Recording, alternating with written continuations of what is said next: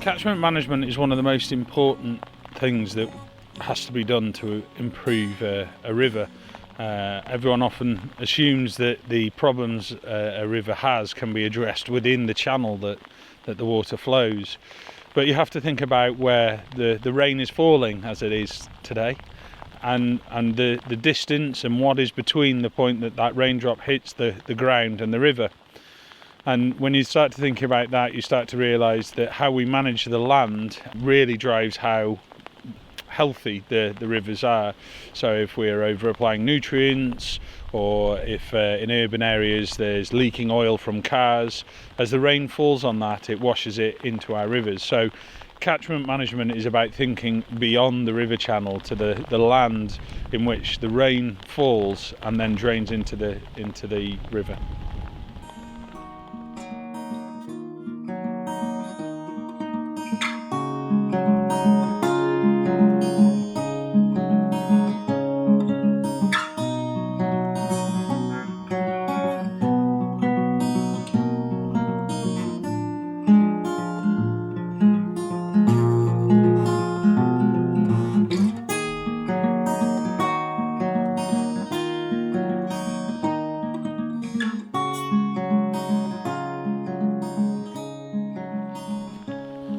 Hi, I'm Jack Spees. I'm the Chief Executive of Ribble Rivers Trust. We're a registered charity that seeks to conserve, improve and sustain the conservation status of the Ribble, particularly its rivers and streams, but through working across the land of the Ribble Catchment.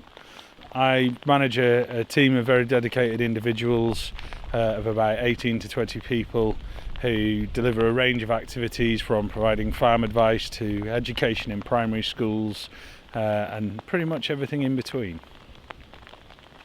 I started working in this sector professionally about 12 years ago. As a child, I used to spend most of my youth running up and down the rivers and streams of southwest Wales, particularly looking to try and catch trout. And so I kind of developed an affinity for rivers and streams, but it went more than just fishing and fish. It was more, why was the river like this and why wasn't it like that? And then I spent a lot of my early youth working on farms, and I took a bit of a turn away from rivers and did a degree in physics. And I spent the year before, every spare minute during the 3 years of the degree and a good period after that degree, trying to do everything I could to work with and around rivers.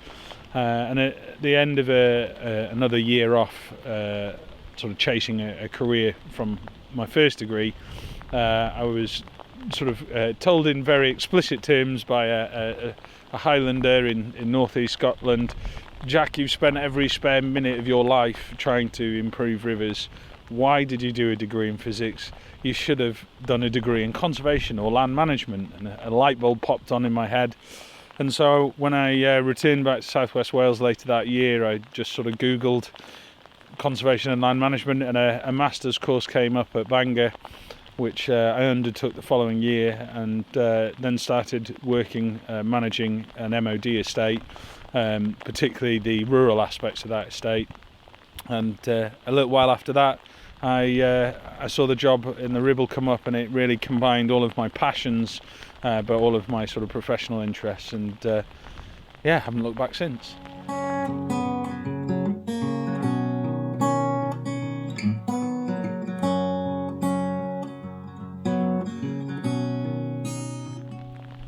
Catchment management is a particularly complex field. There are a lot of challenges, but there are some really common ones across any river catchment. I think predominantly it is that the land and the catchment is managed for different objectives. So, for example, the agricultural objectives for land may not always complement conservation objectives, and then those conservation objectives themselves may be made up of things such as grassland or wading birds as well as water, and they don't always complement each other. So trying to find a way that you have overlapping and common objectives to allow conservation to happen in a way that complements the catchment is probably the single biggest challenge.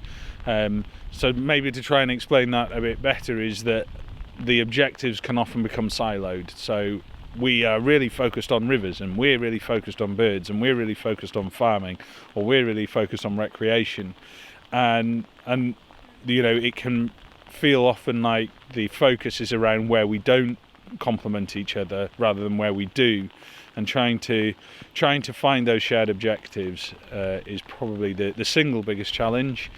The other common challenge is the weather. Very unpredictable, and it can make it very difficult to run events for people to come and get involved. It can make it very difficult to deliver any work, but also it can make it really difficult to undertake monitoring, and I don't mean just practically. So today we're stood here next to Rathmore Beck, which is running about 3 feet higher than normal, and you couldn't really do any ecological sampling. But it's beyond that physical monitoring challenge. It's also, we wouldn't expect it to be 3 foot today, but because of the weather that preceded it, so inconsistencies in the weather can make monitoring really difficult. The obvious one that has to be said is funding. With the kind of siloed thinking and the multidisciplinary multiple objectives for any catchment, often there is competition for funding, and it's trying to demonstrate how and why you know, whatever you're trying to do should have funding, and how you can deliver multiple benefits. That's how you try and overcome that. But yeah, this is just a couple there of the common challenges.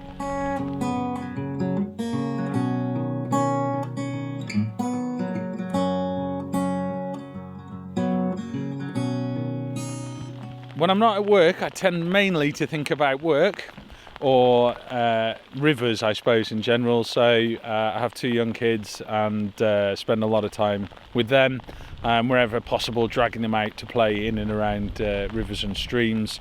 We're quite fortunate to have one near our house, so whenever it's not raining and it's quite dry, then I have the kids down there playing.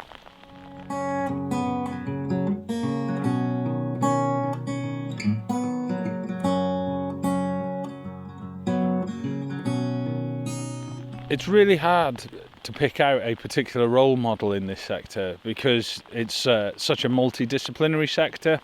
I think if I was to pick out any one person, it was someone who unfortunately passed away this year, Dr. Dylan Bright, who I met not long after joining Ribble Trust, and was the director or chief executive of West Country Rivers Trust. And his knowledge of catchment management, rivers, and restoration and conservation of them was second to none, and particularly how things interlink. So I would say that he was my role model.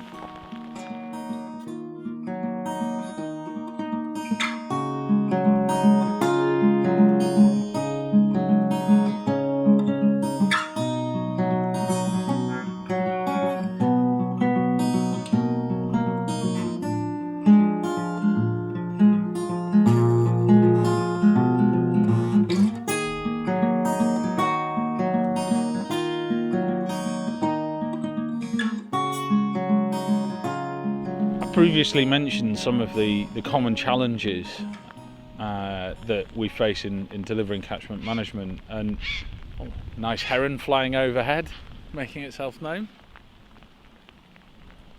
Those common challenges that we face, and they're common not just because you see them on every catchment, but because we come across them commonly, you know, regularly. I think those are some of the things that I dislike about the job the most. But I should try and explain that a bit more, is that I dislike when we can't find a win-win situation. And what I mean by that is where we have conflicting conservation objectives, but I'm sure that there is something overlapping, and I'm sure there's a solution to that conflict. and when we don't find one of those, that really I find quite frustrating. When we have delivered a huge amount of work, and we're monitoring as best we can, and factors outside our control, that I find really quite frustrating.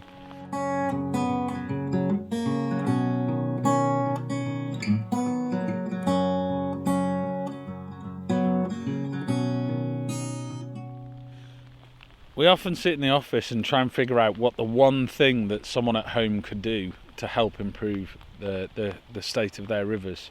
And you know what? It's an impossible question, because each person impacts on a river in a different way. So people who have septic tanks, the single most important thing they can do is make sure that their septic tank is maintained annually. That's probably one of the most important things that someone who in that situation could do. People who live in towns and cities, it can vary, but actually I would probably say come out and volunteer with us. Get out into the countryside, enjoy that environment and landscape that you can help to conserve. For farmers, it's thinking about how we as an environmental charity can help you, and invite us to come and talk to you about how we can try and find those common objectives that support both of us. And I think those are the kind of things that people at home can do. The obvious one is come and volunteer or join the trust, but as an action that they can do at home, that's what I'd recommend.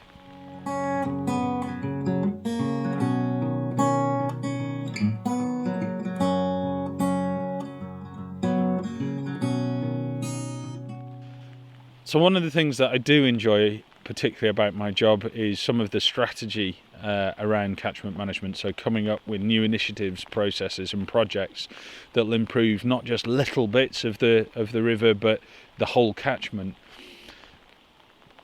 It's easy to come up with strategy and to develop projects, or come up with concepts and then develop the projects, or that's what people often think. However, once you've come up with your concept, there is a huge number of processes, steps, stages, consents, licenses that you often have to get. And that isn't just for physical work on the ground, that's working with people. And that's some of the things that I particularly don't enjoy about my job, is that it's very easy for people to assume, oh, you come up with an idea, you apply for some money and you just go and deliver it. And it's really difficult to explain to people that for a 3-year programme of work to improve a significant amount of the catchment, but not the whole catchment necessarily, we will have to do 3 or 4 years of preparation, development and planning. And some of those steps and processes along the way can be particularly laborious and quite expensive. But we understand why they're there. They're there to ensure that we do things correctly and that we're not negatively impacting on people. But it can be quite disheartening at times. You've got this great idea that everybody's on board with, but it will take you 2 or 3 years before you can actually implement that idea.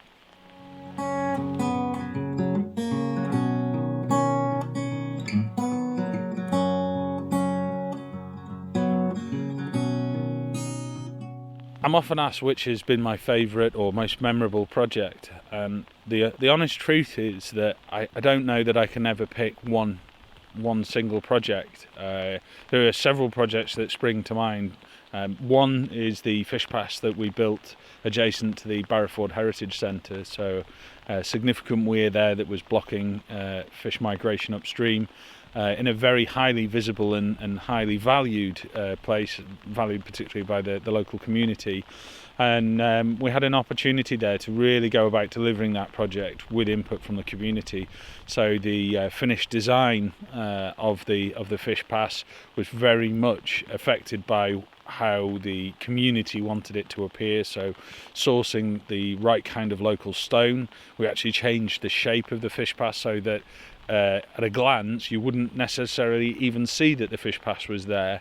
But beyond just inputting there, we then worked to create a viewing platform We supported the community group with a little bit of funding, and they were able to seek match funding that allowed them to then build a wildflower garden which had an emphasis on butterflies. So that's a really memorable one, but there have been so many, our peat restoration projects. For me, the very first one we delivered is probably quite memorable. I think my proudest really achievement is that we've got a team of people out delivering things. So rather than an individual project or achievement, I think it's more about what we've achieved as an organisation, but also with our partners. And we're not done. We've only really just started getting going. But we've already done a huge amount, and I think if we can continue to deliver in the way we have been doing, it won't be long before we really start to see the tangible benefits of catchment management. One of the things that I'm keen that the Trust continues to do is work in partnership with others, and our projects increasingly are focused on catchment management through partnerships. And so I think in 12 months' time, what I'd really like to see is that more and more partnership projects have spiralled. So not just ones that we've initiated, that we are the lead partner on, but where other partners are delivering projects that we can then say we've influenced how that project has been carried out, and they've included activities that will support water improvements or river conservation improvements that maybe 12 months ago or now they might not automatically do. And so I think the thing that I really hope we achieve over all of the physical improvements is that we see more and more work done to improve the catchment, but by others, and in a joined up way that shows that we can deliver catchment management with multiple objectives and benefits for all.